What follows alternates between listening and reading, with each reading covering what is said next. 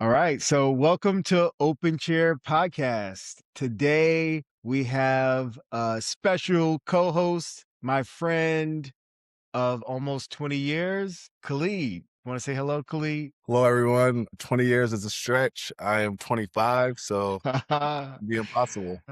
We were like friends in kindergarten. There you go. You remember that. So, today's episode, we're going to talk about something that's I don't know, it's been on my mind lately as we come into the new year and you start to reflect on how your life is going, how it went in the past year.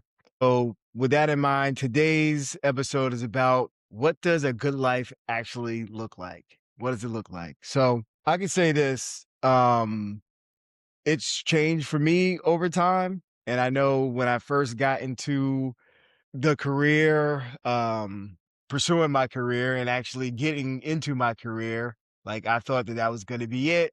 Like, this is the pinnacle of what everything that I ever wanted. And then, after a few years, reality starts to sink in. So, how about you for you, Khalid? Like, what does a good life look like for you? Yeah, I think in my younger years, a good life was one of pleasure, one where, a lot of the purpose of the outputs was to impress others. Mhm. Um, and I think now, as I approach the big 4-0 in a couple of years, Mm. the life for me is about stability, is about peace, is about, doing things now to make my future life a little bit easier.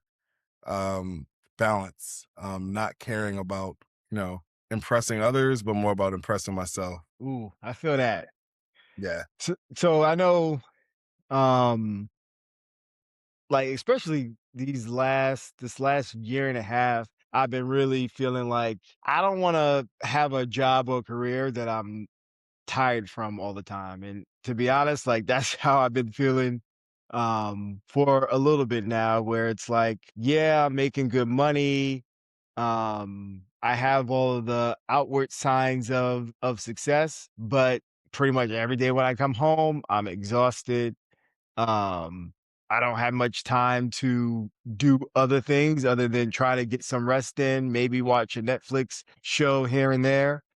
Uh, and then another thing that I realized that I want to free myself from is bringing work home. And because it really never ends. So I'm not sure if you feel like that. Maybe you do in the kind of work that you do, that like you bring it home with you and it's kind of not a clear delineation of if I'm at work or if I'm not, because it's kind of always on your mind, or people might be hitting you up at different times of day or night. Yeah. I mean, true story. If you would have asked me that question last year this time, Hmm. I would have had a different response. So last year this time, I was working two jobs, two professional full-time jobs, one remote, one on site. And I I remember couldn't, that. like, I was tied up, busy, traveling. It was just a lot. In the last year or so, I've scaled back to one job where I work a normal day. There is the expectation that if something goes wrong, me or someone from my team will be there to kind of help fix it. But I do feel like I have a lot more balance because the expectations are a lot lower. We don't have Teams or Skype or um, what's the other messenger? Teams, Skype, Zoom. Zo We have Zoom. Uh, Oh, okay. Slack. I was thinking of Slack. Oh, Slack. Yeah, yeah, yeah. My Yep. last job was fully remote, and there was this expectation that, like, people were all over the world. Someone could message you at any time of the day, the weekends, whatever the case may be. Yep. I constantly had to have this app on my phone. I had to get the notifications. I had to respond relatively quickly. And I don't feel that pressure anymore because now I'm in a place where, yes, we use Zoom for like meetings if people are off site, but for the most part, requests are done through a ticketing system or email. And that gives me the space to respond when I'm in a place to do that. So I have been really intentional Mm, this year of not doing work when I get home, unless it's work that I'm very excited about. right. So, like, do you physically feel different? now that you don't have, like, just this lingering feeling that you're always connected to work, like, do you feel different that you did when you had that remote job that always had you tied in? For sure. Mm. I feel like one, I have more balance, but two, I was living a lie.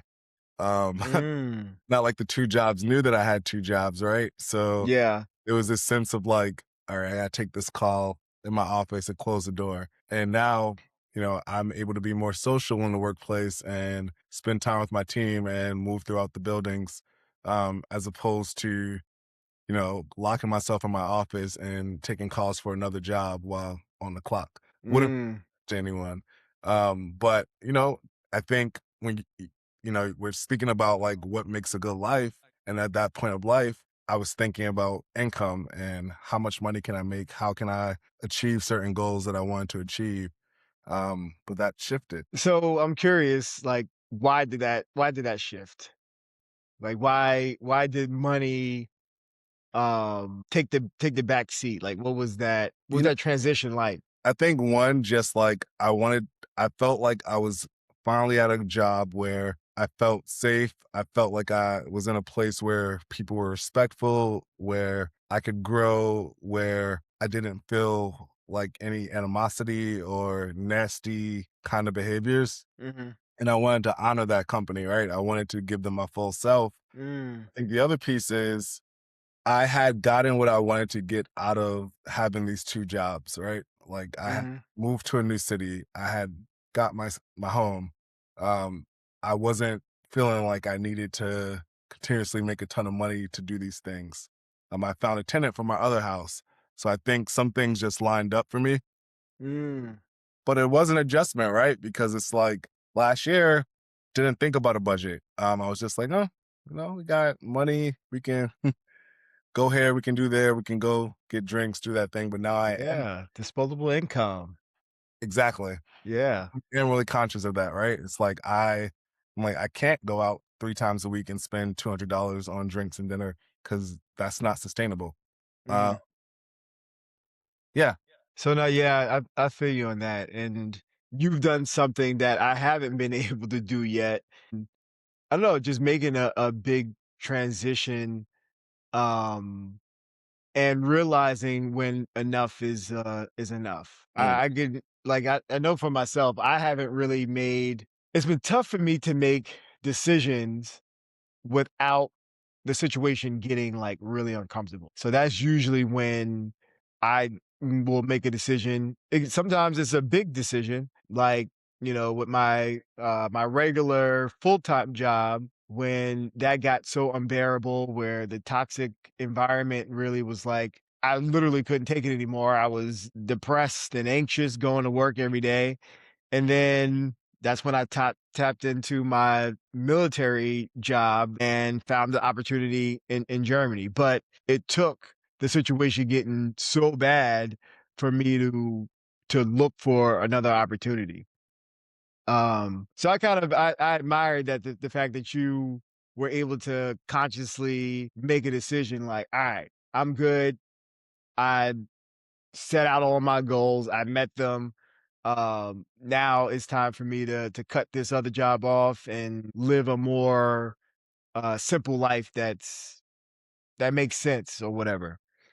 Um, so did you know?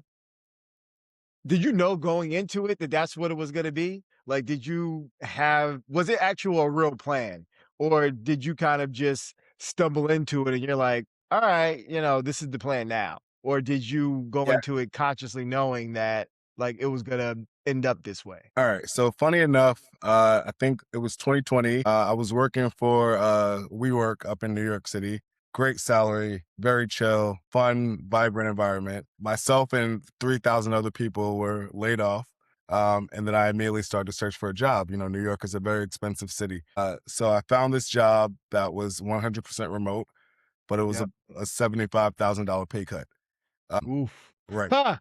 So I Wow. started to think like, how can I make this happen? I knew I wanted to buy my first home. So I decided to move to North Carolina where real estate was cheaper, where I could make that new salary stretch a little bit further. Did that work for about 5 years. and I loved it. We were building essentially, I was working for a startup that was scaling pretty quickly. Uh, Mhm. so I got to travel a lot. I got to like make really important decisions, and I had a lot of autonomy. But a lot of startups don't have that sense of stability. So it's Right. like your boss changes every few months. You don't have a clear sense of when you'll get a pay increase. It's like if you want a raise, you have to create a freaking deck and pitch it to 18 people before people start to take notice to you. Uh, Mm. and that became a little bit frustrating. I had a friend who was in New York and she was the superintendent for a bunch of schools in the Bronx. And she said to me, like, hey, I have this weird project. We have a school that's going to be closing down in 8 months. And I don't have anyone to do the job. Like, if you're open to doing it, we can pay you X dollars a month, X dollars per month, um, and give you like a relocation stipend to get you up to New York. So Mm. I made that decision then, like, you know what? This remote job is not what I really want to do. This is a great chance for me to make some extra money. So I moved up to back to Brooklyn, did that job for 10 months. And then I was just like, this is actually pretty sustainable. At that point, I didn't have a tenant in my house. I was spending way too much money for a studio in New York. And I applied for the job that I have now, got the job, moved to DC, and, lived in a rental for about 6 months and kind of tried to figure things out. I gave myself a clear timeline. I remember telling myself, all right, I'm going to do this for 6 months. And by then, I should Mhm. have X amount of dollars to save to the side. And I'm going to leave this other job because it was becoming toxic. They eventually went bankrupt. Um, Wow. so I think a part of it was me jumping on a opportunity to like work, like do some project based work, but then seeing that like, oh, you know what, I could actually do these two things at once. But I do believe that those of us who work in the nonprofit sector, a lot of us do the work not for the money, but for the cause and for the impact of that role. And it's Mhm. really hard to essentially have two gods, right? Like it's hard to believe in two things and fully commit to those two things.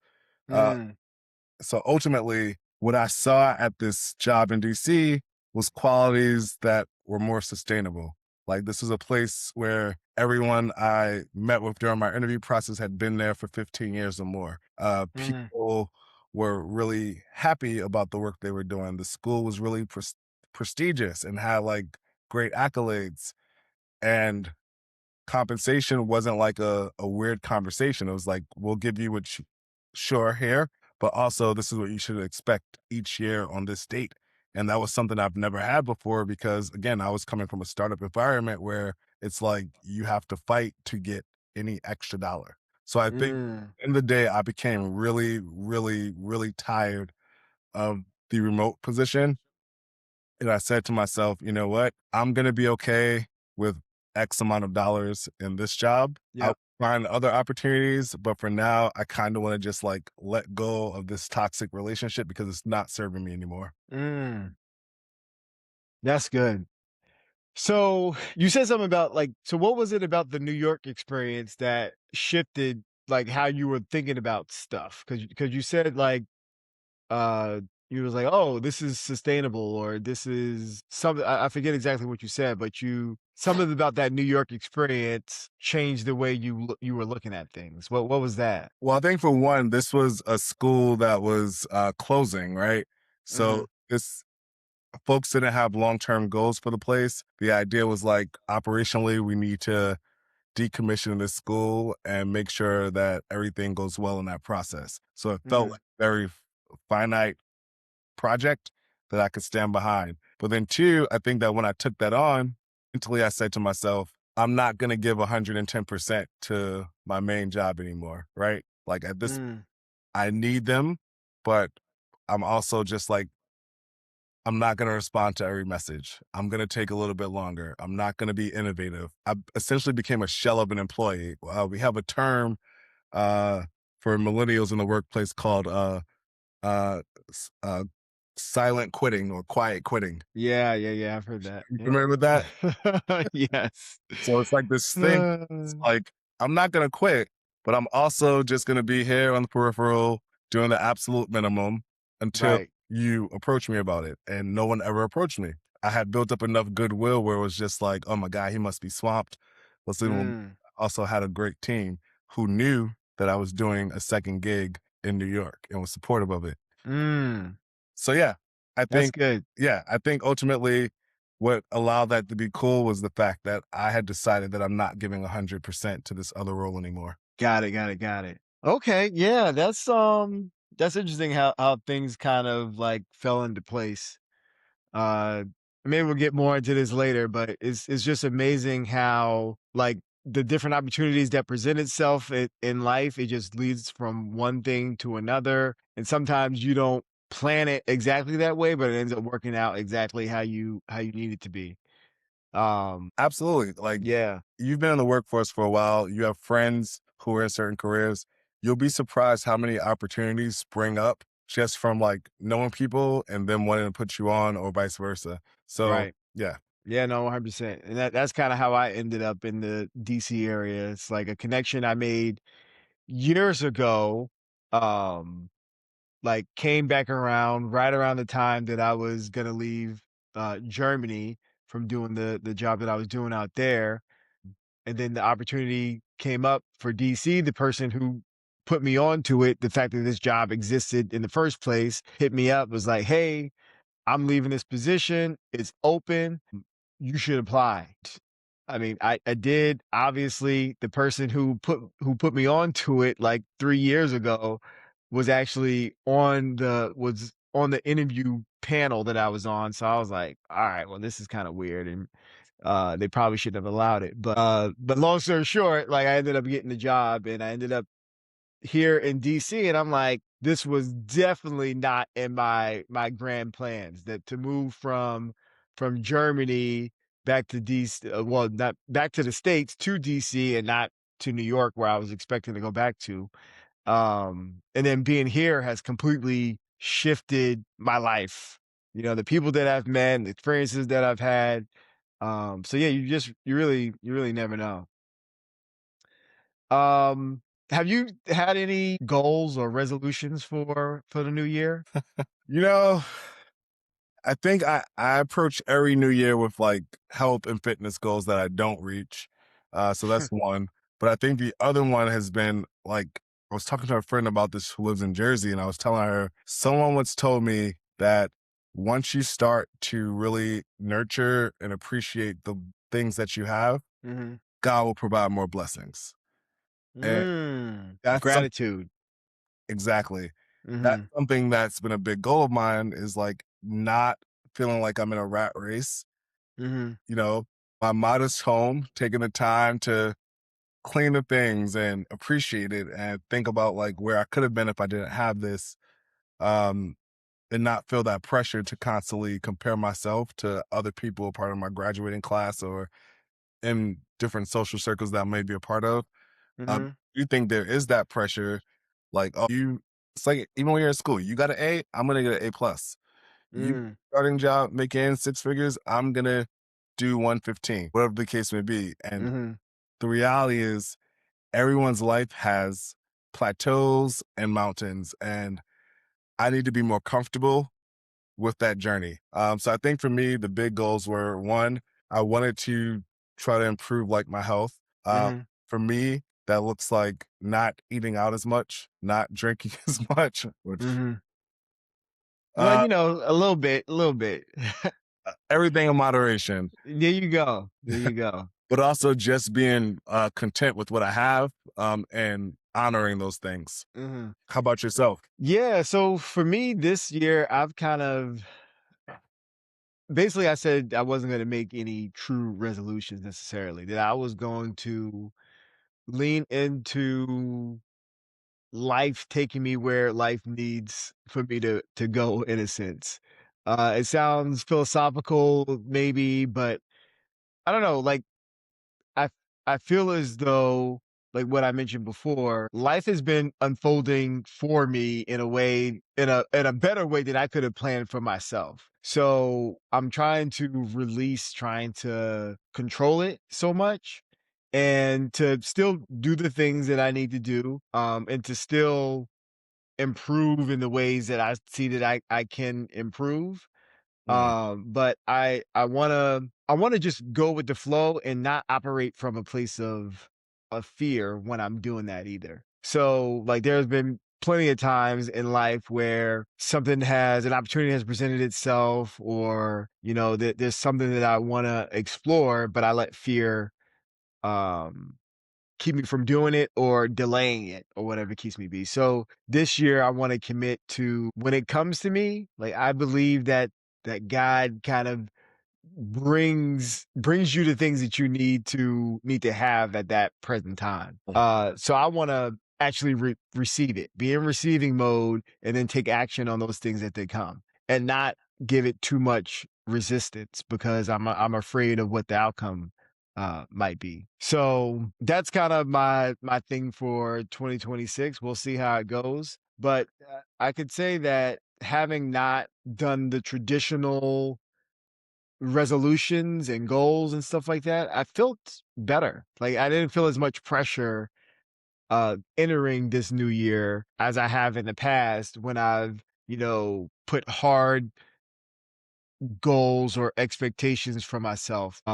So I don't know. I have the personality where I'm always steadily trying to grow and stuff. So maybe that's also why that kind of works for me. That I'm always willing to try different things as they present themselves. But To yeah, but no true resolutions or solid goals. I want to continue to improve my health, like the same things that a lot of people say, like keep up with my gym routine and try my best to not eat shitty food so often, and shit like that. But I language, also want to enjoy my life. So to your point, everything in moderation. yeah. How Mhm. successful were you in the past with New Year's resolutions? Good question. Not very, to Same. be honest. Feel like most Americans are not like successful with these resolutions, and it's like a whole pomp and circumstance around it. And Yeah, you share it, you try to do it for whatever amount of time, but it's kind of like the reality is like you can't say something on December 31st without any prior action and expect right. it to be true for 365 days later, right? Like Exactly. break habits that quickly. Um, Yep. that was part of like I think we're kind of similar here where you're like, I did not have a resolution. And I'm like, my resolution is to be content. I'm Mm. tired of setting myself up to like not feel great about it. Right. Like, Yes, that is because I was just about to say, a lot of people set their resolutions or their goals way too big. yeah, And not to say that you shouldn't, shoot for the stars or whatever, but to your point, if you haven't done any work to build up to this, like, you're really setting yourself up for failure and disappointment and depression, where you're like, oh, another year I haven't reached my goals or followed through with my resolutions. Because I think a lot of people, and me included, when I did do resolutions, they were probably too ambitious yeah, for what I planned for and what I was actually really to do for real. Like, it pushed my boundaries too much, too far from what was realistic from where I was at that time. So I think for people who do still do resolutions and shit, like, they should be more realistic, for where you are at this present moment. I agree. Yeah. Like, what sometimes I like to put it in a way of, when people say, have big ambitions for the world, like, oh, I wish in the United States there was free healthcare or whatever the case may be, which would be absolutely awesome. But, like, I feel like setting a goal, a middle goal to that is like, okay, well, let's reach this other milestone first. That'll get us closer to this end goal, because trying to push people, from one extreme to another is not likely, you know. Mm. Um, and I think that's true for even the individual. Like, if you try to push too hard, you're more likely to break. Yeah. Yeah. Yeah. People inherently don't like change. Right. So Right. kind of just like how much change can I actually take on before I break down? And any sort of new routine, new process, everyone knows like it needs to be scaffolded. You need to take the time to build in the tools to be successful with it. You can't just write on a piece of paper, I'm gonna be skinny in 3 months and it happens. Like that's not how life Right. works. But I think it goes back to this idea of being content with what you Yes. like. Everything that we have is enough. Um, and anything that we do to build upon that is just a bonus. I like that. I like that. So I mean, yeah, so this gets us back to this episode is about like how life actually feels, how it feels for real, not just how it looks, not just a dream on how we want it to be, but like the reality of it all. And if your life looks good on paper, but it feels heavy in practice, like it doesn't feel like, it's as good as people from the outside looking in thinks that it is, like that's what we're talking about today in this episode.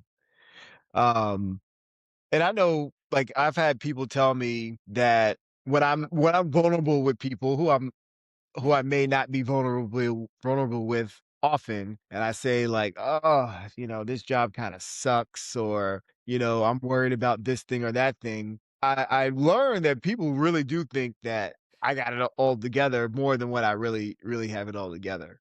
Mm, Um, and I think that could be kind of a lonely space kind of like if you have this sense of knowing that people think that you have it together and you care about keeping up that facade, like it kind of puts you into a box or a prison of sorts where like you reduce the amount of people that you can vent to, um that you can get advice from because or who you're who you might be afraid they might judge you like what the fuck are you complaining about? Like mm. you got this, you got that, or whatever the case may be.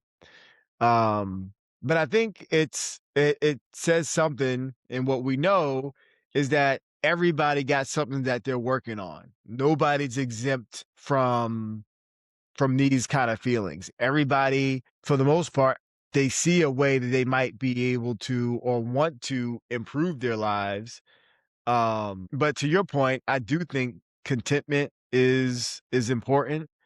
And not to say that you shouldn't have ambition to have more or whatever, but also realizing like what's truly enough. And I know for me, I've been trying to take the time to think about that for myself. Like what really is enough?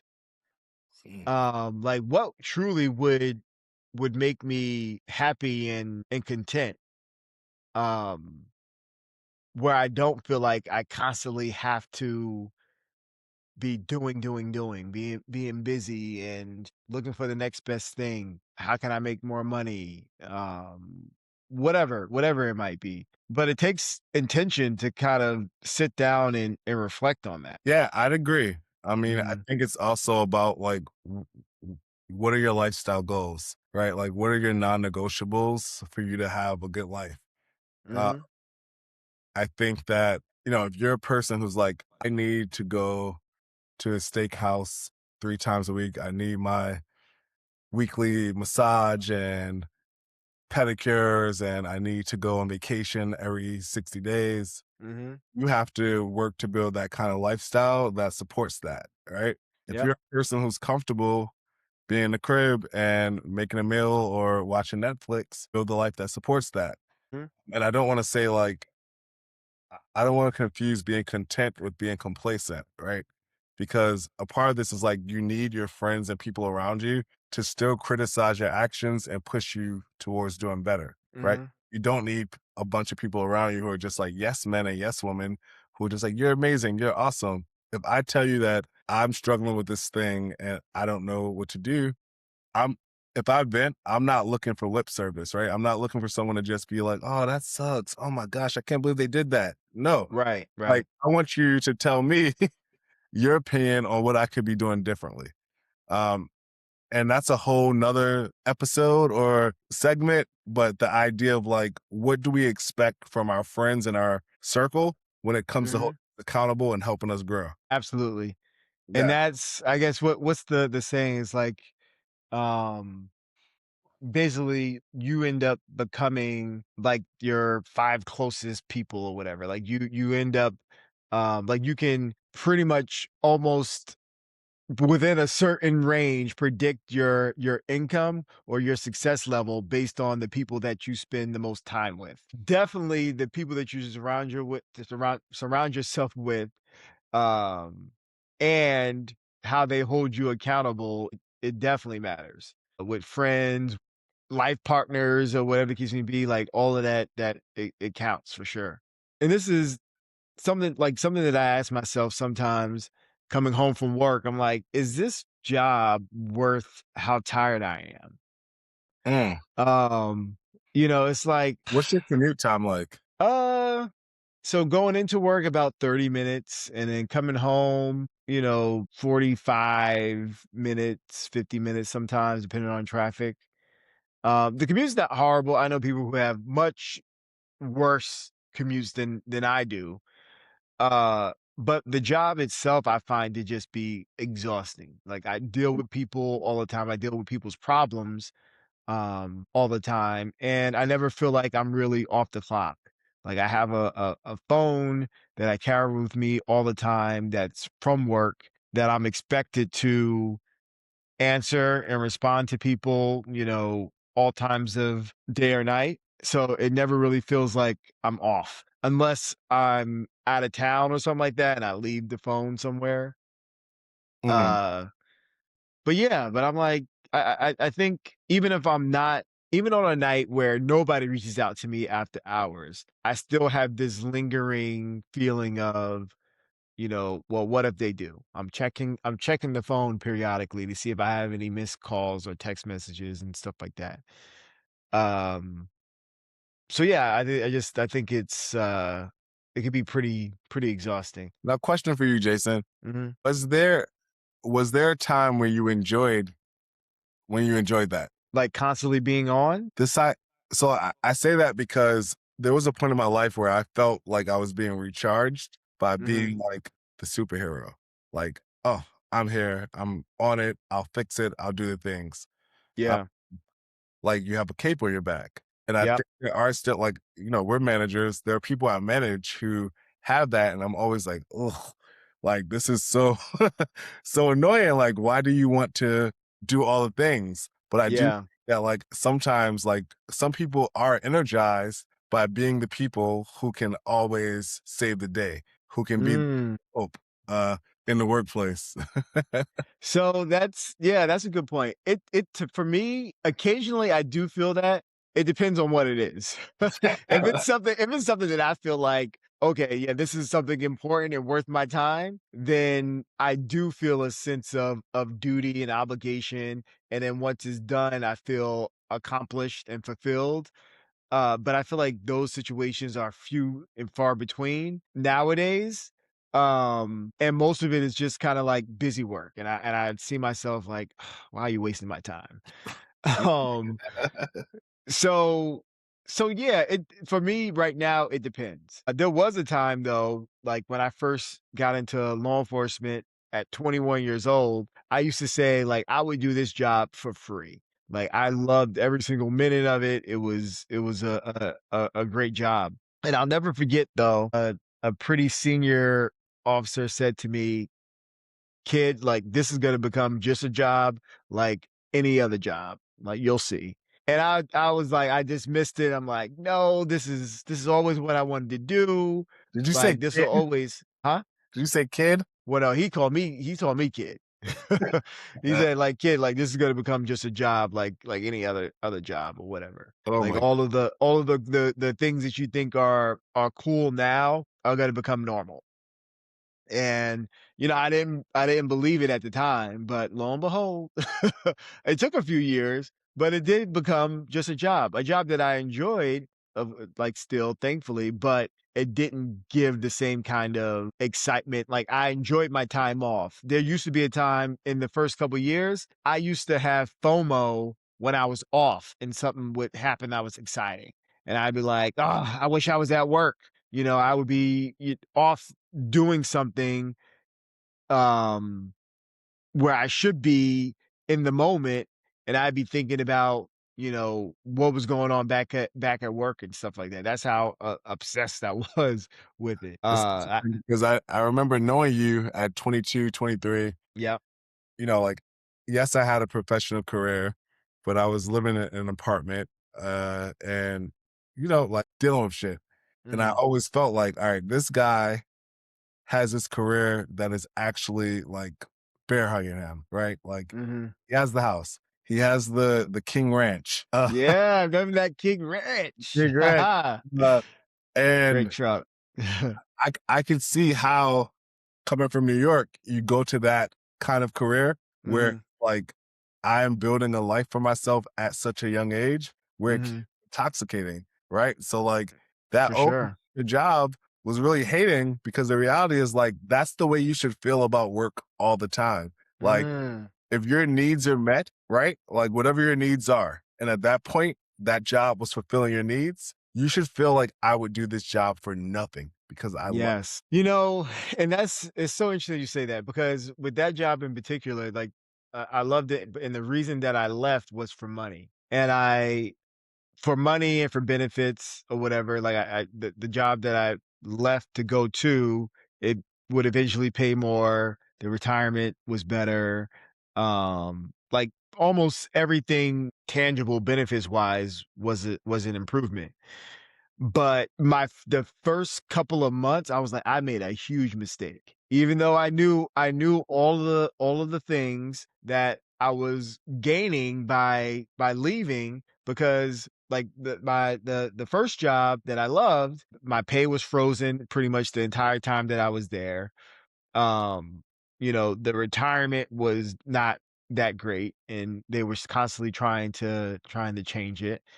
But the morale amongst the people who I worked with was phenomenal. I had great supervisors, like people who really cared about you, like as their subordinates, but they cared about the work we were doing. They cared about the community, and like I felt like I really had a purpose. And then when I transitioned, I was like, wow, this is not anything like that.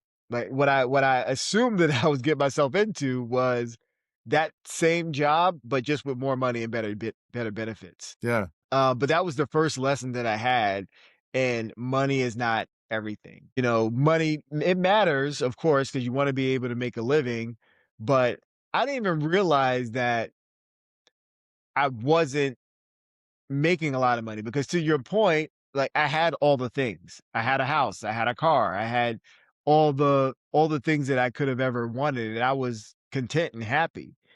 But I let mentors, um, and outside people convince me like the grass is greener on the side. Come back to New York, and this will be a much better life for you. And financially, it was, Mhm. but on every other level, it was horrible. Um, so yeah, it's learning to be content with certain things. Definitely important. Money is not everything. If you can make a living and you can do most of the things that you want to do, um, I think that's important, and it should be enough. So you have to weigh more than just, I guess, than just the financials of it. Yeah. Yeah. It's interesting because I feel like our generation, right, when we look at work, we're Mhm. looking at like complete fulfillment, right? And probably the generation behind us is looking for more fulfillment. But when I think about like my parents, right, even with my first job making $55,000 a year, whatever it was, Mhm. I was still doing better than what my parents were able to accomplish after working 25 years or whatever the case may be, right? Like Yep. I'm talking about people who had stable jobs with good benefits, but work did not consume them, right? Mm. Work was not a part of that good life equation. Work was Mhm. just a means to an end. Um, Yes. and I want to get to a point where I feel that way, but I also feel like that's just not the way things work anymore, right? Like we fully commit to work and we expect work to provide us with not only meeting our needs, but also our monetary needs, but also like our emotional needs. Like we want to feel a certain way at work. I can only Yeah. imagine like what, and I don't know your parents' situation, but like what people in the 80s and 90s dealt with and how much pride they swallowed to be able to get the money to pay their rent or their mortgage or their car note, whatever the case may be. Um, Right. Even the idea of having a house or car note, right? Like these are things that in my mind was a huge accomplishment because, both of my parents currently are in rentals. Mhm. uh, Generations before them were able to buy homes and do all those things, but it's kind of just like they still have a life where they feel happy, where they feel fulfilled, and it's not tied to the square footage of their home or Yes. equity or what kind of car they're driving. Like, you know what I mean? Like they're, I don't know. It feels like over time, like that bar for a good life has just gone up exponentially. Yes. So, and that's a great point that you're making. And I was reading something the other day, and it was talking about how like our parents' generation, the biggest difference between our parents' generation and the generations before them is they compared themselves to the people around them, the people in their town, like the people on their block, the Yeah, people in their building. But we literally can compare ourselves to thousands and thousands of people every day through social media. absolutely. So you have this idea that, you need the fancy car, you need the big house, the McMansions, that you need to do all of these international vacations and all this other kind of stuff. I know my mother, for example, she recently left the country, Yeah. and her father worked for the airlines, and they had flight benefits back in the day, like in the 80s and stuff like that. 80s and early 90s, they had Airline. flight benefits that they never used. Which airline? Um, he worked for TWA. No way. Yeah, yeah, yeah. Yeah, My my uncle grandfather. retired from TWA as a mechanic, and we indulged in all of his flight benefits. See, that's amazing. That's amazing. My mother, she's one of 8 children, and none of them took advantage of those of those benefits at the time. I think they tell me about a story. They went to Jamaica once. But that was pretty much it. But they were but to, I guess the point that I'm making with that is like they didn't feel like they were losing out, Right.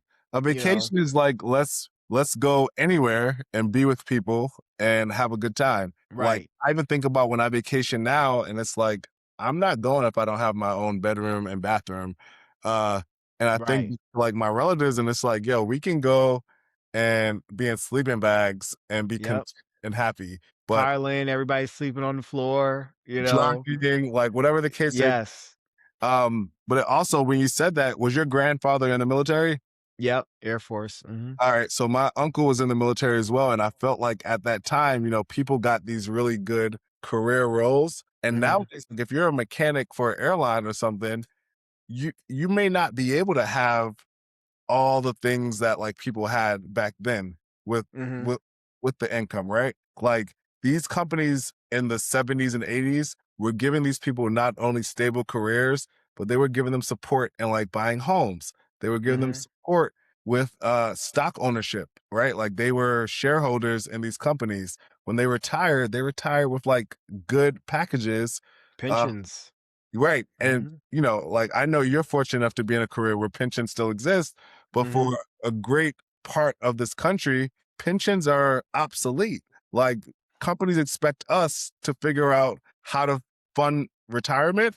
And when we right, meet with advisors, they constantly tell us, yo, you're gonna be poor. Like you need to do this. And it's frustrating because it's like you work hard, you do the things that people tell you to do. You go to college, you get a job, you work hard at that job, and that may still not be enough. right, But and that's the thing, the world has changed so much, like, to your point, my grandfather, he was the sole breadwinner, he was the only one who had a job and managed to, take care of his wife and 8 children on 1 salary.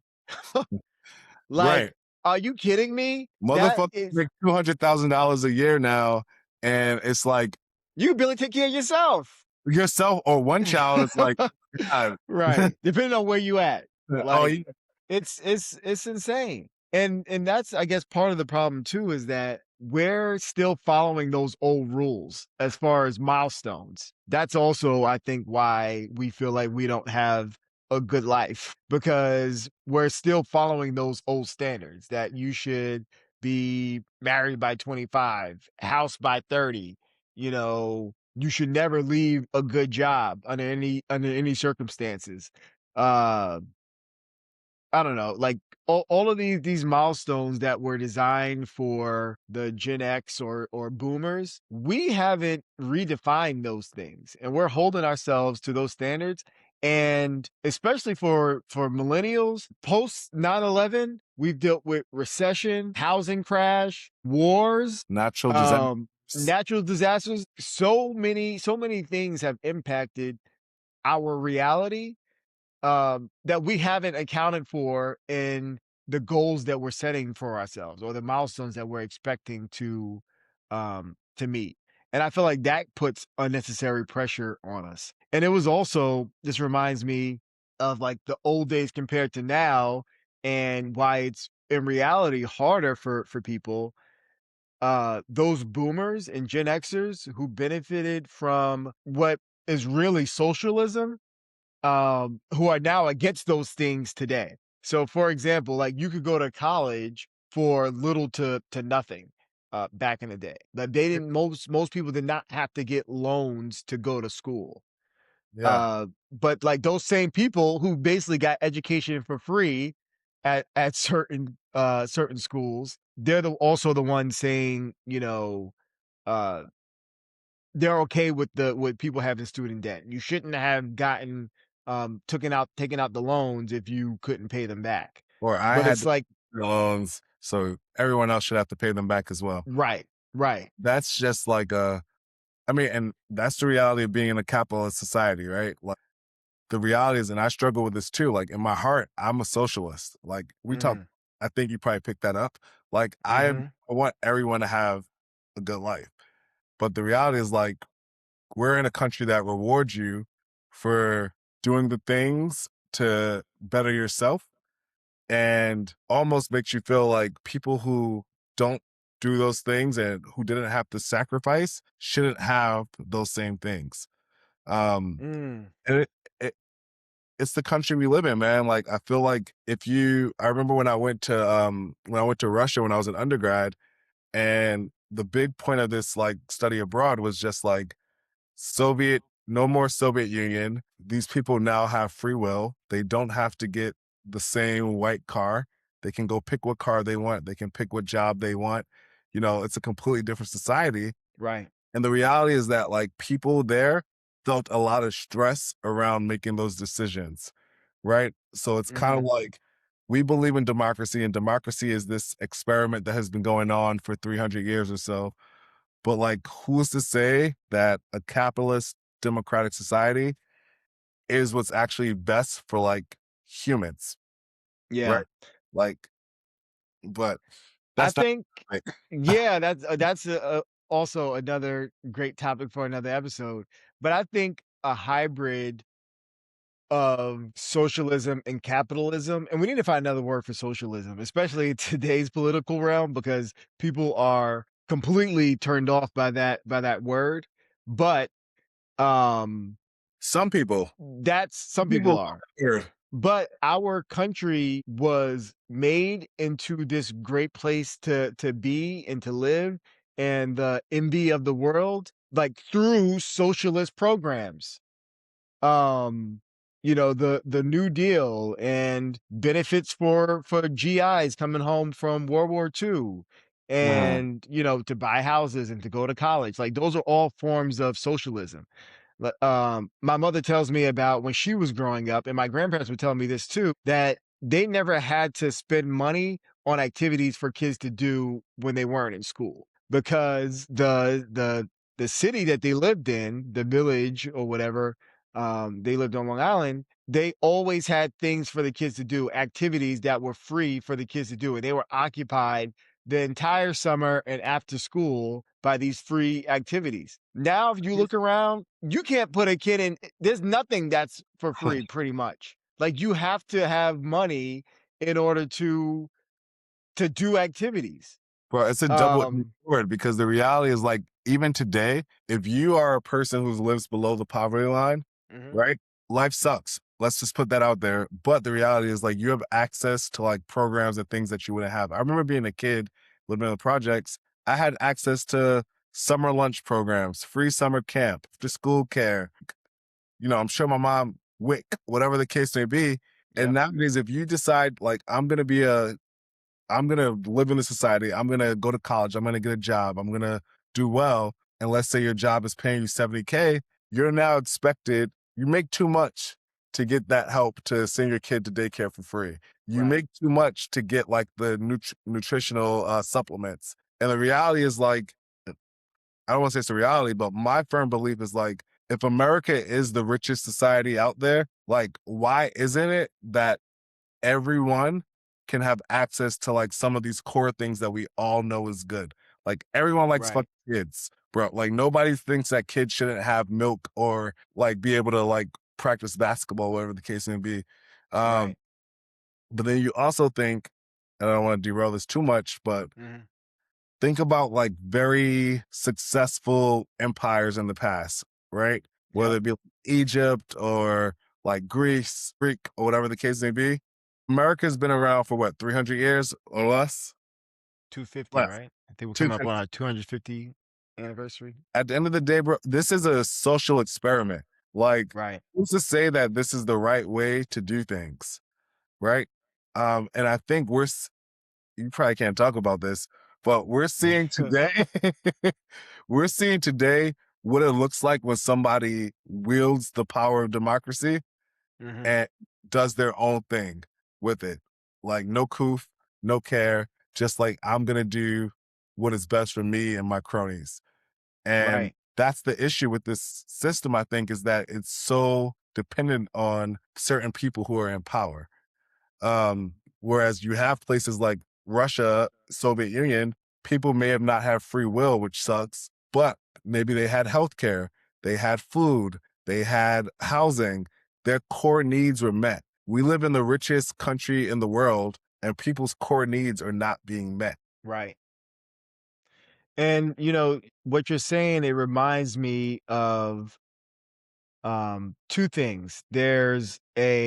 I can't remember if it was a YouTube video or if it was something that I read. Anyway, they talked about how Hitler actually used democracy that existed in Germany to get into power. Like, he Mm, didn't take it illegally. mm. He used he Good way. used dem he used democratic, values, and rules and laws to his advantage. He exploited them, and he was able to gain power and like get control of all the levers of power and then change the system from the inside.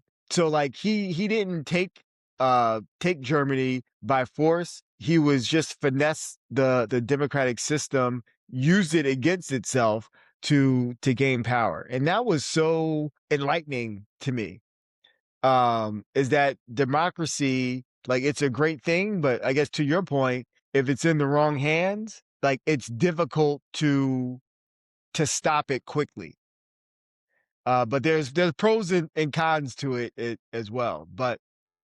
Um, Definitely but put a it's pin in because I feel like uh policy and all this stuff that's going on now, mhm, like like I've talking to many supporters of the current administration, and they always will tell me Obama did this, Bush did this, Clinton did this. I think what's different now is I can't turn on the news and watch the newscaster making a fucking omelet or rubbing a puppy. Like right. this is consuming, all consuming. And it's like, yeah, I don't want to get too into it, but I just feel very disheartened by the current situation that we're living in.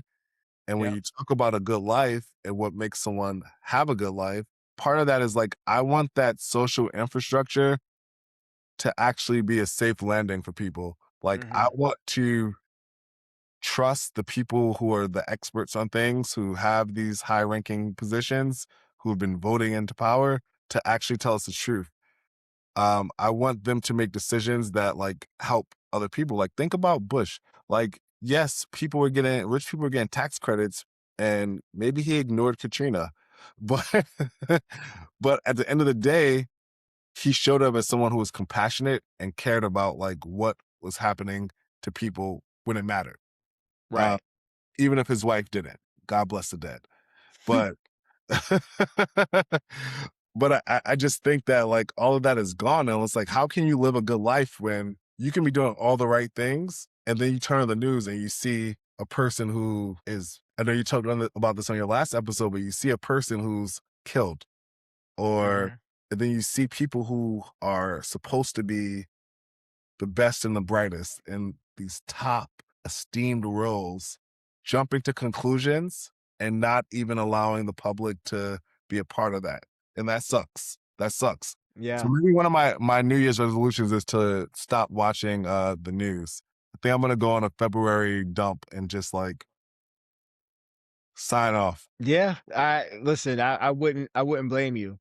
And that, like, all of this, it contributes to feeling like you're living a good life. Like, if you feel like you're constantly in a state of rage, like, that's gonna impact your life in more ways than what we probably realize. But, I think one of the things that's also impacting, levels of feeling like we're good, that we're okay, that we're happy, is that we've shifted as a society from a we type of society that I think we were kind of at our pinnacle after World War II, when all of these social programs came out where people were actually able to use it.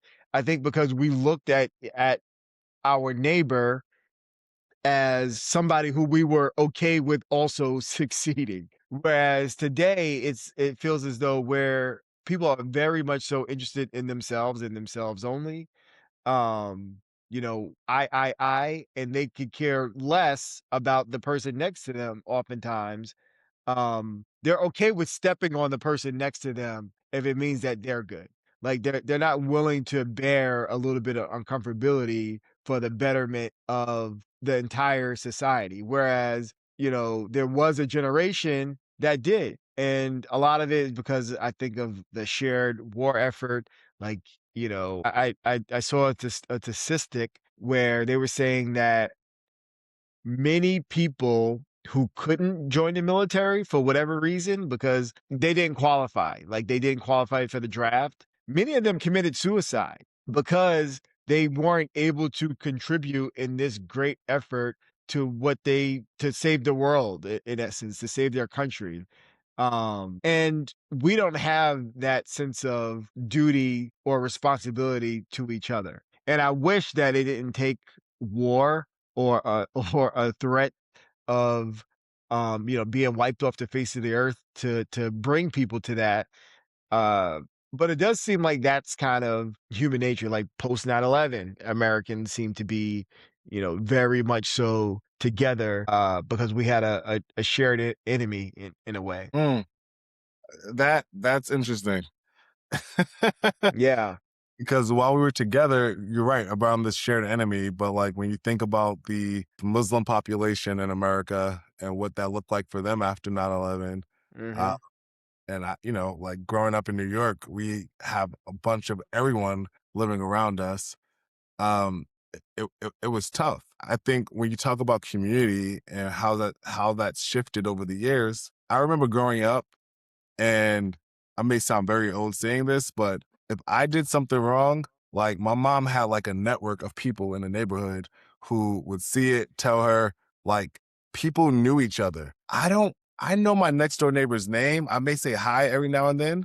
I don't invite them in. They don't invite me in. Yeah. Like it's like we've part of it is like, yes, society has changed, but it's also like we have more fears because of what we've seen happen in the world than people had 30, 40 years ago, right? Like I'm like, this person could be a killer. Like, why would I let them Right. in? But Yeah, community I think we probably and statistics show that the world is actually safer than it's ever been, but we don't feel like it is.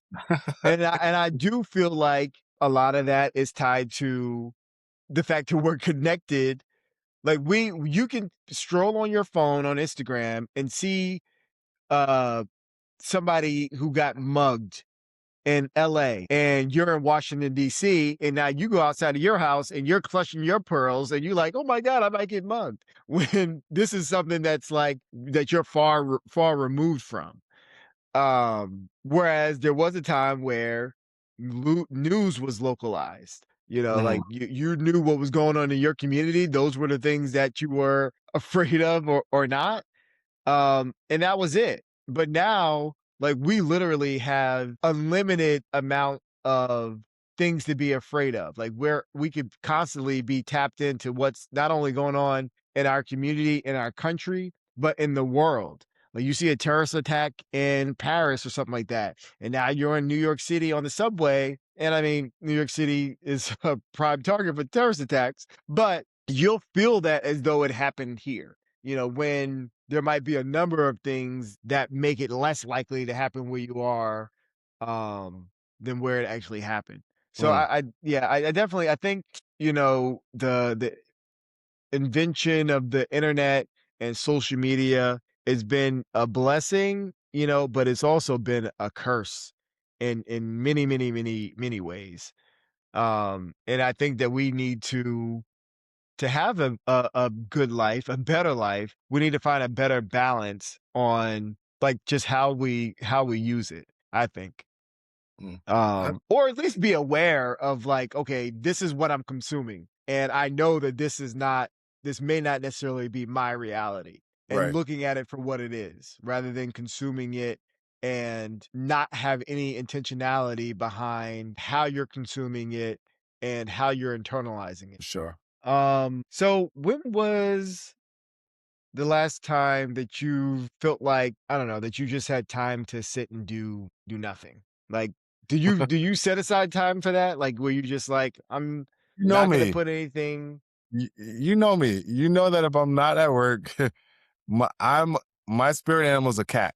I'm literally Mhm, leisurely. I want to sit down and chill. I just had a 2.5 week vacation for the holidays where I did absolutely no traveling, well, light travel, but it was great. And that's important. You need those resets to feel better about everything. so in those times when you're doing nothing, like, you feel fine? Like, you're comfortable doing nothing? Yeah, like I might want to Mm. clean my baseboards. I may want to like clean out my fridge. I may want to wash my car by hand. Like I think there are things that I enjoy doing that it's hard to do after you go to work for a full day and want to decompress. Mhm. But it's also like it's almost a glimpse at like what retirement life could look like when you have those moments where you don't have to do anything. It's like, oh man, is this what it's like to have money and also not have to show up anywhere? It's nice. Yeah.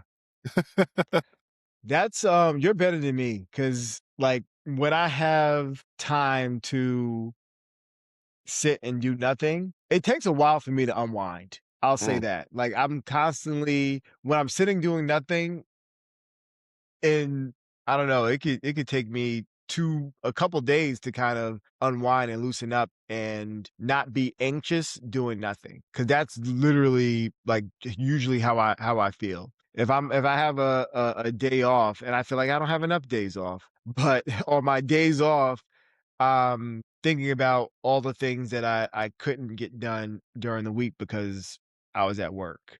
Um, yeah. or I'm thinking about ways that, like, I can be more productive, like, just doing something that's moving that makes me feel like I'm making some kind of progress. Um, so I know that's something that I need to work on and get better at because yeah, it's not healthy. It's not healthy always feeling like you need to be doing something. But I also know that in the times where I have been able to kind of chill and reflect, that's sometimes where my best ideas come from. Like in the quiet, in the subtleness, in like this this space where I don't feel like I have to rush or something like that. When I have time to really think and reflect, that's sometimes where my greatest breakthroughs have happened.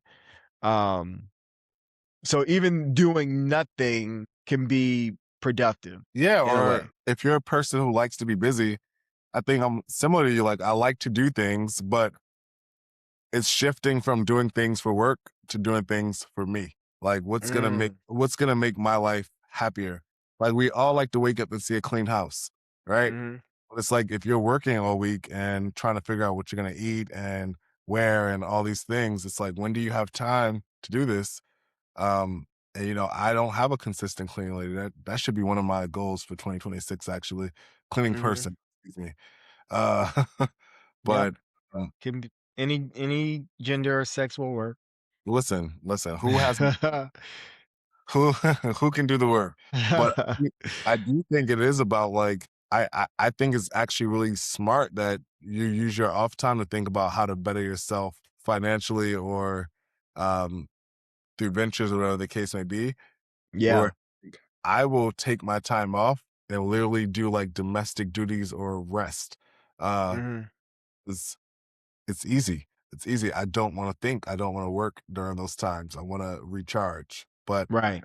everyone's different, and that's okay. And that's the thing, like, I don't know, yes, I use a lot of my free time to build, like, work on a business or something like that, which I find fulfillment in as well, but I don't get as much rest as I probably need. So I do need to strike a balance, a better balance there. Because I think maybe, during the week, I might feel better or less tired, when I get off of work, for example, from doing my regular job, if I actually was resting, truly resting, um, in the free time that I did have more often. Mm, that's real. Yeah. I don't know. It's something I'm thinking about that I'm working on. So we kind of touched on this earlier, like relationships in your life. Like how do those contribute um to a good life?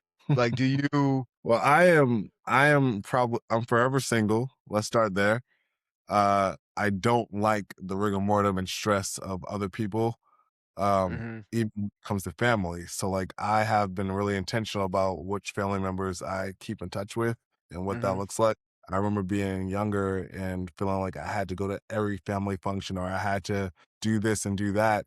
And the reality is like I don't. I'm grown now. Um, there are relationships that I value more than others. Um, and I don't have time for people who make things more difficult, right? mhm.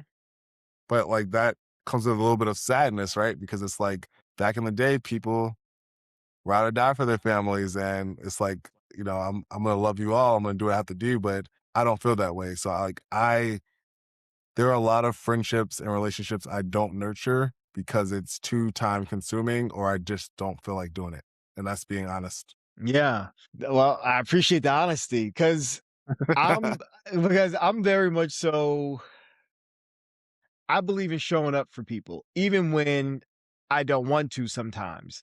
I will Yeah. force myself to show up for people because I don't know, I think it's important.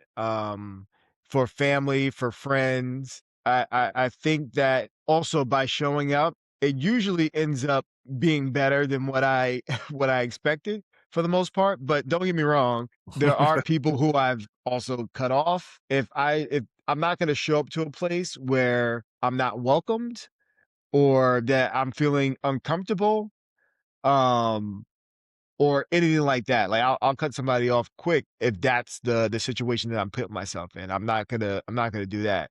And I used to do that back in the day. But now I'm much better at setting boundaries and saying no, um, or quiet quitting sometimes even friendships if there's a significant misalignment and it hasn't improved.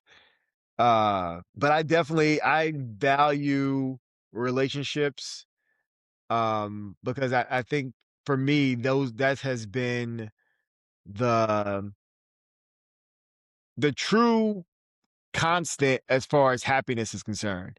Like I am my most I am the most happy when I'm around people who I enjoy being around, who we can laugh, we can joke. There's no expectations, like, where I can truly just be myself. Mm, That's where I get recharged. mm, So I try to be intentional about nurturing those relationships, even when I'm tired and I'm like, oh, I really don't feel like doing this. Uh, but I'll suck it up and go and get it done. And like I said, more often than not, if I'm connecting with those kind of people who kind of, lift my spirits and we kind of have good chemistry with each other, I usually feel good by the fact that I showed up for them. yeah. Yeah. No, that's real. That's real. And yeah, I have certain people who, like, I remember when I was in my 20s, people started calling me like a flake. Like, I wouldn't show I call you other that. people. I was doing my own thing and I didn't want to, I was focused on that. Mhm. Are a core group of people where it's like if they call, I'll answer. I check on them regularly. I will go to your baby shower, your kid's first, second, third birthday party, um, and be content. But then there are other people who I may have been very close with in the younger years or in the past, where it's just like I'm okay with just seeing you every 10 years, whatever the case may be, and family as Yeah. well. But part of it is like people who invest in me and make me feel like it's a safe environment to be me. I want to be around those people as well. But the reality is like a lot of people aren't that way, unfortunately. Maybe in your family, your friend circle, but yeah, no. No, you're absolutely right, and I've gotten away from because I used to feel this sense of obligation for maintaining relationships because of time. I Mm, used to be very much so like, "Oh, I've known this person for this long, for that long," yeah, and I would tolerate things that I shouldn't tolerate because of this longevity and this idea that you should just allow somebody to treat you any old kind of way because of the amount of time that you've known them mhm, for family and friends. So mhm, I've subsequently gotten away from that, and my life has gotten better. My relationships with other people have gotten better because now I'm not wasting my time and energy on people who are exhausting to be around. yeah, Um, but I think that's something that's also learned behavior that we have to unlearn, like, just as far as maintaining relationships that no longer serve you, because you do outgrow people. Um, and yeah, and if I'm not getting anything from the relationship, and also relationships where it's always a take, take, take, like they don't give you anything in return. Um, like I've had those kind of quote unquote friendships where the only time you hear from someone is when they needed something. Uh, and then they would get what they needed from you, and then you wouldn't hear from them again, until they needed something again. But also, while you have them on the phone, they never even ask you, like, "How you doing?" right. Or, like, That- "What's going on in your life?" Or whatever the case may be. So, those are the kind of relationships that I've been intentional about pruning out of my life. And now I feel like, for the most part, like, it's pretty good as far as the friend circle. Uh, It's been great having you in DC. Um, yeah. for sure. Okay. All right. So we spoke about relationships with family and friends and things like that. So let's transition a little bit to how do we know, like, when enough is enough? Like, when we're getting enough money, when we've had enough ambition to stop chasing the bag and, like, being in the rat race. Like, how do you define that for yourself, if you have? Yeah, I think it's cyclical, man. I think right now I'm in a place where if my expenses are met, if I have an ability to have some savings and do some things that I enjoy doing, I'm Mhm. content. But that's not to say that this is how I want to live the next 20, 30, 40 years of my life, right? Like, I Yeah, think there be ebbs and flows. There are going to be times where I want to get into hustle mode and think about making money. I love that. And, like, I know for me, it's seasons. Like, Mm, they're like, there's a season for building, there's a season for staying where you're at. There's a season for, you know, whatever it is that life throws at you, recognizing that, okay, I'm in this season to do this particular thing. Like, this is my growing season. So I'm gonna, like, Mhm. okay, I see this is what life is throwing at me, and I'm going to lean into growing at this time. Or, you realize that you're burnt the fuck out, and work and life is getting is the best of you. You can then realize, like, all right, this must be my resting season, and you can lean into that. So I definitely agree with you. Like, it's definitely cyclical, but I I think for me though, the grind, as far as just trying to I don't know, I guess just trying to figure out how to get what I believe to be enough. Because every milestone that I've reached, and I mean, I've been very fortunate in life that, from working hard and some luck, that I've been able to reach almost pretty much every milestone that I've wanted to reach. But I don't sit in that for long. Like, it doesn't take long before I'm like, all right, what's the next best thing? So but from my life lessons, which I shared some of that earlier, I realized, like, not everything is worth money. Not everything is worth, you trading your peace of mind or whatever for something different. That may not actually bring you the fulfillment that you're looking for. Sure. And you touched on this earlier too about ambition, like where you can still be ambitious, but also be in this space of contentment, and how you use the people in your life to kind of um, gauge, like, where you are or where you should be as far as ambition is concerned. I don't know. Yeah, Yeah, like, how much ambition is healthy though? Like, I think it when you're depends on your character uh type. Like, right? Like, you have people who are gonna always wanna chase the bag or do what's needed to get to the next level. But I think we learn as we, like, grow and capture some of those, spoils of life that the chase never ends. Right? yeah. Like, you can get a house, but now you want a mansion. You can get Mhm. a mansion, now you want a private island. You can get a Right. private island, you wanna take over Greenland. Like, you know what I mean? Like, it's Yeah. the It never ends. Like, the goalpost constantly moves. absolutely, And absolutely. what's crazy is that we know that, but we still fall into that cycle. A lot of us do. Like, Yeah, we know that, you know, this thing that you have is probably enough, but we allow ourselves to get sucked into still trying to pursue the next best thing. Like, even the absolutely. house that I'm in right now, there's rooms that I don't use. It's dusty as fuck. But I still, sometimes I'm on Zillow and I'm on Redfin and I'm looking at houses that are twice the size. Yeah, Why? Like, it's crazy. you I don't need you that feel much like space. you feel like you deserve it. It is it is some of the spoils of life are the prize of working hard. Uh, Mm, but the reality is, once you get that house that's 2 times the size, what's next? Do you need the sports car? Do you need the yacht? You need the country club membership? What do you need to be dripped in Gucci and Louis? I don't know. But the goalposts, like, as you said, constantly move. So a part of it is like, what do you actually need to feel good about yourself versus what do I need to show the outside world that I'm successful? mm, And I think that's where a lot of people get stuck is because the outside world says that you not only need this house needs to be in the right zip code.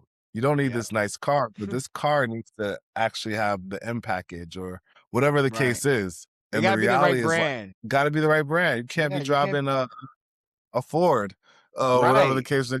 The luxury Ford, still a Ford, is not the Beamer. People rather buy the bottom end BMW, the 1 Series that you could barely fit 2 people in, rather than, buying the Ford because of optics, because of brand recognition or whatever. Dude, I have a colleague who's probably maybe 5 years younger than me, Mhm, and he walks around, he has, like, a 4 Series BMW, it's very nice, mhm. but on his pants, he has a keychain that goes so low that, like, whenever he walks, you just see that BMW key swaying, swaying, Oh, and boy.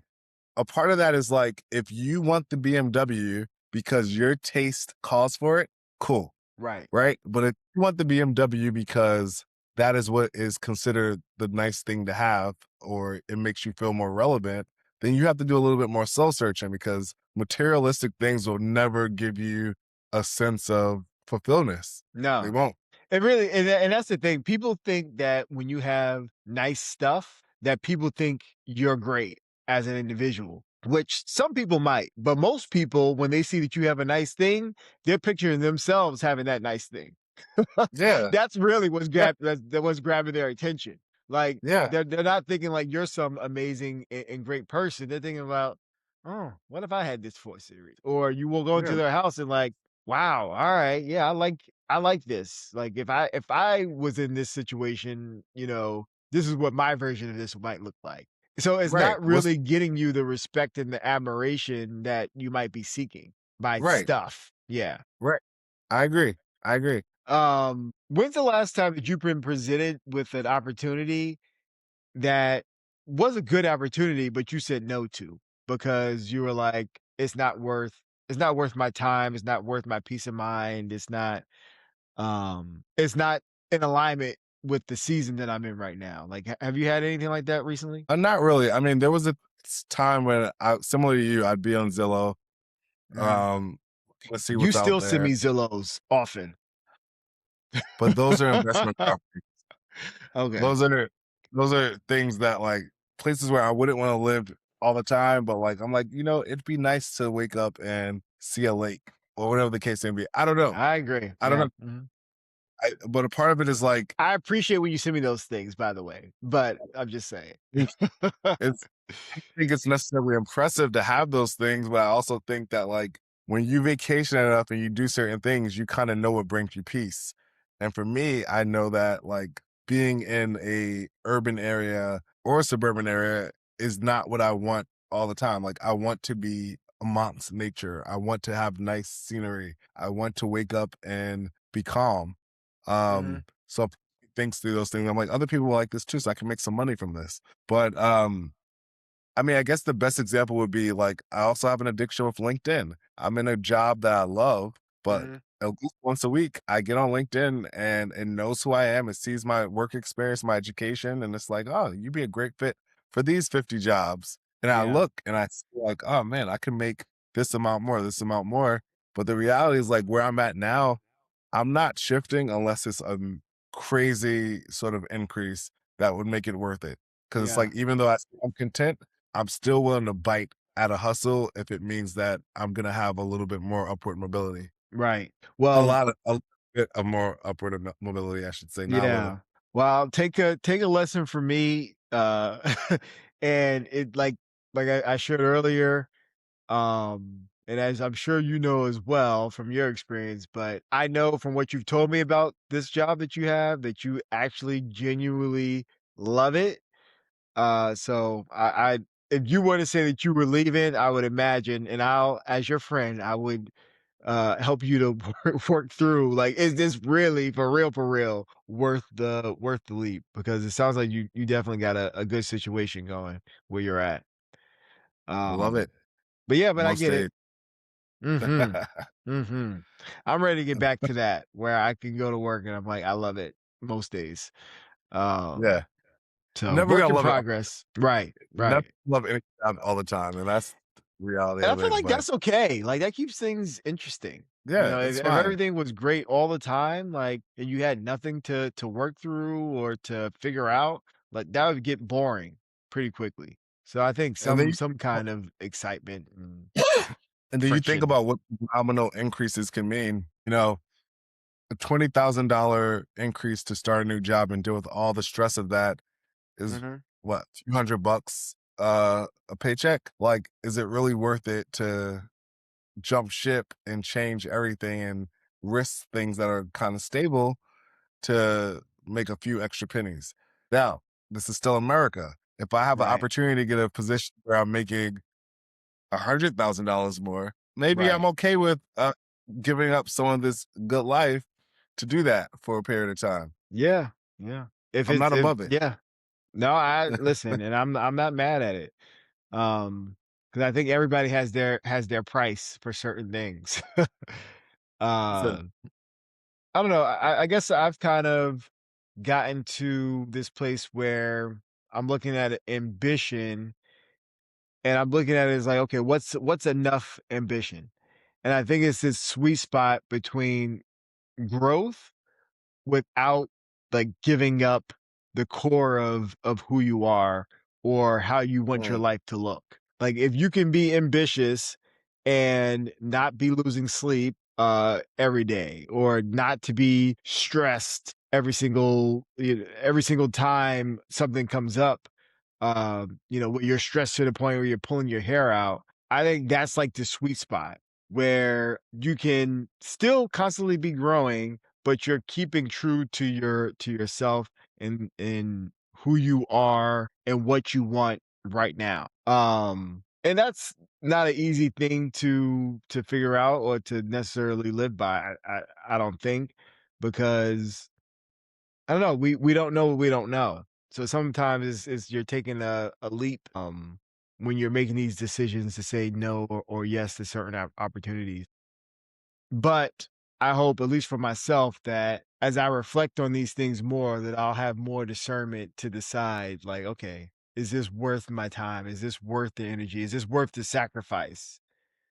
Um, I say this about the gym, for example. Like, okay, I would love to have a great body, but I don't want to do the work.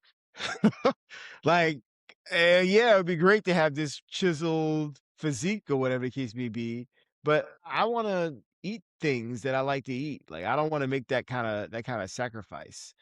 And I realize that for myself, and like I try to apply that to other things. It's like, yeah, I want to be ambitious, but it has to be in alignment with what I'm actually willing to sacrifice. I agree. You Mhm. almost have to do an inventory yourself. Like, what for this growth opportunity or for this chiseled body, what are you willing to give up? Right? Like, Right. what are you comfortable? Um, how comfortable you're adjusting your lifestyle for these things. And I think it's the same thing about like financial opportunities, right? Like maybe you are comfortable where you're at, but are you willing to be stressed or be on call and do all these things if it means like, you can jump income brackets or whatever the case may be. And the Right. reality is like, that's a super personal decision. Me personally, I would. I would. Yeah. If I have the opportunity to double my income and it means I'm going to be in a shitty mood and depressed and stressed for a finite period of time, I Yes. might be okay with it. Right. I totally agree with that. Like, I'm like, I call it a sprinter. Like, I can be Mhm, in a very uncomfortable situation for a finite period of time, like, relatively short, depending on what I stand to gain out of it, depends on how long I'm willing to bear it. But, like, for example, when I was going to get my MBA, like, I got into a program where you can finish it, like, the fastest you can finish it is in a year, but it required a mhm. lot of work in a year. Whereas most people, they finish it in 2 years or whatever. But I set out, I was like, okay, I can suck it up. I can give up a lot of my time, a lot of my nights and evenings to try to crush this in a year. I didn't finish it in a year, but I tried. I tried. I gave it a good effort. I finished it like a year and a few months because life happens. But Yeah. because I had this idea that, okay, I'm gonna spend a year to do this one thing, and like I had something to gain at the end of it that I thought was worth it. It was easier to make that sacrifice in the moment. Like on those nights after work, doing work, taking tests, studying, all this other kind of stuff. It sucked. But Mhm. um and I think human beings in general, we can endure a lot of hard things for a certain amount of time if we think that it's worth it. Like if we see the light at the end of the tunnel. So, but we also got to be realistic on it. I guess basically, is it worth this? Is it worth what I'm giving up right now? No, for sure. Like, absolutely. And I think Mm. I'm gonna quote my favorite president, but do you remember Obama had like a desk plate on his is it the Resolute desk? Yep. Mhm. Uh that said what was it? Hard things are hard. Uh and that really sticks with me because it's like this idea of like, yo, hard things are not supposed to be easy. There are going to be things that are hard, but humans are naturally adaptable, right? It's just like, what are you willing to sacrifice to get that thing that you want? Right. And I think for you, like an advanced degree, if you can do it in a year or 3 months instead of 2 years, it's going to suck for that 15 months, but you have that extra 8 months or 9 months, excuse me, where it would have taken you 2 years. You have that extra 9 months to like actually apply what you've learned or look for new opportunities or whatever the case may be. So, Right. yeah, I feel like it's okay to pause on your, I don't want to call it feelings or I don't know. It's okay to pause on like your expectations for what a good life should be if Mhm. it means that like this sacrifice is going to put me in a better place to have a better life down the line. Right. But you need to do those things while you're nobody's trying to do that at 60. No, prefer not to, for sure. Right. Yeah, Right. no, it's I agree with you for sure. Um, okay, so to kind of close this up, we've had a great conversation here, but if we can start to bring this conversation to a close, um, I guess what would you say based on what we talked about and based on your own experiences, like what is how does a good life show up for you? Or what are the qualities of a good life? Um having what you need Mhm, and being really intentional about that, having a community or people around you that fill you up and don't mhm, deflate you. And I think removing as many stress factors as you can, whether that be work related or financial or whatever the case may be. Like I've always felt the best when it's like I'm not stressed about work, bills are being paid, I don't have to check my account balance before I do something. Like mhm. that to me is like a sense of like good life, things are good. How about you? Yeah, that's good. I think definitely, um so money isn't everything, but I think money is important because to an extent, because it gives you more options when problems arise. So I think when you can manage an emergency, whatever an emergency might look like in your own life, because that all looks different for all of us, but when you can manage an emergency, I'll say when I can manage an emergency in my life, whatever I deem to be an emergency, if I get a flat tire, if my car breaks down, um, if something in my house needs to be fixed, like I have a peace of mind, um, knowing that I can manage that. And I think Yeah. the statistics say that most Americans can't handle or manage like a $500 or $1,000 um emergency. So like I can Hmm. understand how that adds some unnecessary stress to people's life. So I think definitely for me having a good life, it is having a certain amount of cushion to be able to manage life, like the things that will inevitably show up or don't go in our favor. Um, that I have the resources to be able to figure that out, or at least to buy me more time to be able to figure it out. I think Yeah. also like whatever the work is that we're doing, that I'm doing, that it doesn't like I don't have to force myself to get out of bed to go and show up to this place. That and then when I'm there, that generally most days to what you were saying that I'm actually enjoying it, that I feel like that I'm contributing, that what I'm doing, it matters. Um, and also for me personally, I like to feel like I'm contributing to something that's bigger than myself. So you said that you've been in the nonprofit space, and I've been in law enforcement and military type of work. So that's always been important to me to feel like that I'm contributing to something bigger than myself, that it's that what I'm doing right now will matter to somebody um after I'm gone. Not necessarily after I'm dead, but like but like if I was to leave that role, that some of the work that I did actually mattered to somebody once I left. Yeah, and I guess For sure. just and to your point about the relationships, 100% just having a good circle of people around you who help you to navigate life's challenges, that you can call and like, can you believe what the fuck happened today? Or Mhm. ask them their advice on something, what do you think about this? This is what I'm dealing with, or whatever. Like having those people in my life who I can tap into that make life just a little bit easier because I have them to bounce things off of. And also to let me Sure. know, like, I'm not crazy about certain stuff. Uh, You are crazy. yeah, well, that too. They'll also yes, and then tell me that I am crazy about stuff too. It's like, oh, okay. So yeah, those are kind of that's the highlight reel of kind of what I've defined to be um a good life. But I think I I see. just like to add for the people listening, and I think it sums up basically what we've both been saying.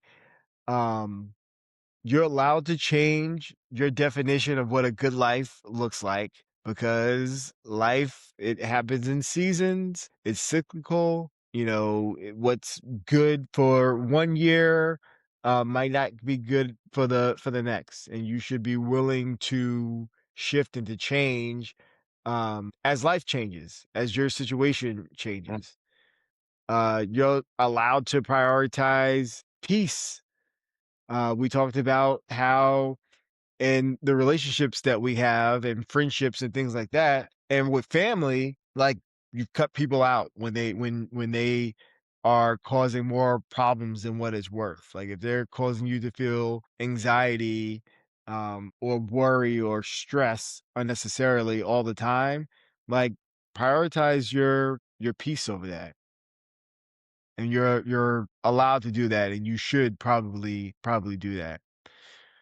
Um, and building a life that actually works for you, like less of a life that's uh built on what social media is telling you that your life should look like, or what your parents told you that your life should look like, or a mentor who you respect, but each of us have our own life to live. Like we're not gonna um it's not going to all be the same. So making decisions that actually are aligned with who you are um right now, because you're also allowed to Mm. change. Who you were a decade ago is not who you are today, and your priorities might be different.